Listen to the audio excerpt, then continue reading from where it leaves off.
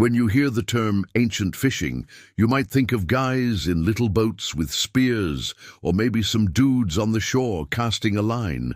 But our ancestors actually developed some really ingenious ways to capture ocean beasts, some of which are still used today.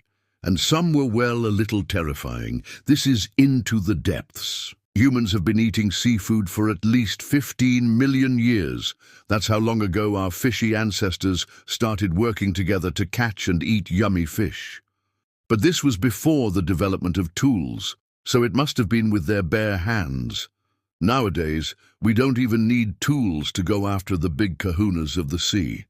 Take these guys, for example. The Asmat people of Papua New Guinea use a technique called ikan bakar, which involves setting fire to the mangroves along a riverbank to flush out fish and make them easier to catch. Ikan bakar is similar to a technique used by indigenous peoples in Australia's Northern Territory, who would light fires near waterholes to drive animals into their spears. These techniques work because many fish and other animals are highly dependent on their sense of smell, so if something doesn't smell right, they'll move away from it.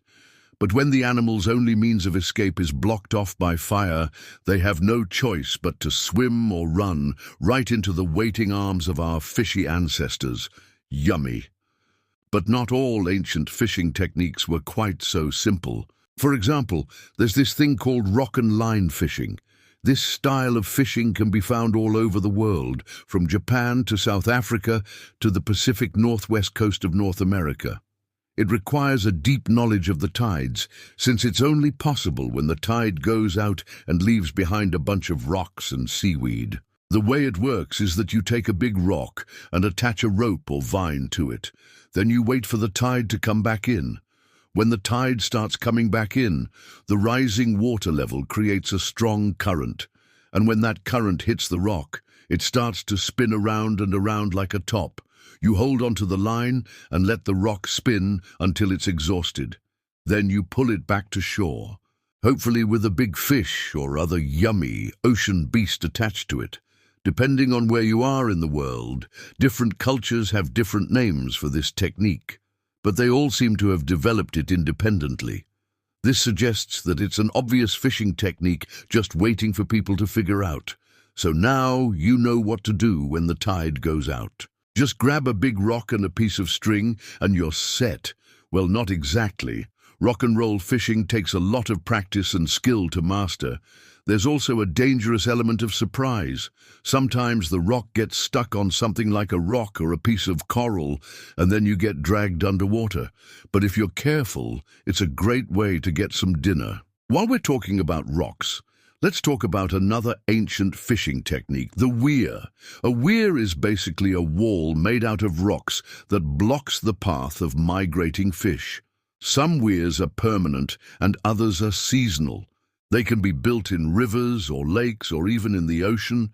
In some cases, the ancient fishermen would block the fish's path completely and then use nets to scoop them up. Other times, they would build a weir that funneled the fish into a smaller space, making them easier to catch. Today, more than half of the world's fisheries are based on some kind of aquaculture, meaning that the fish are either raised in a controlled environment or they are caught using traps or nets rather than being caught while swimming around freely. The oldest evidence of aquaculture comes from around 2000 BCE in what is now China. Back then, people would raise fish in ponds and collect the eggs to eat. They also developed what's called a fish basket, which is basically a net that you drop into the water and then pull back up with fish inside. Fish baskets are still used today to catch things like shrimp and crabs, but aquaculture has come a long way since the days of the fish basket. These days, people raise all kinds of fish and shellfish in underwater pens, like this one full of rainbow trout in New Zealand. Not only does aquaculture allow us to farm fish without harming their habitat, it also gives them a chance to live longer lives than they would in the wild. After all, who wouldn't want to live in a world where everyone's ancestors got eaten by giant squid? That's all for this episode. If you liked learning about ancient fishing techniques, stay tuned for more. Until next time, don't forget, you're awesome.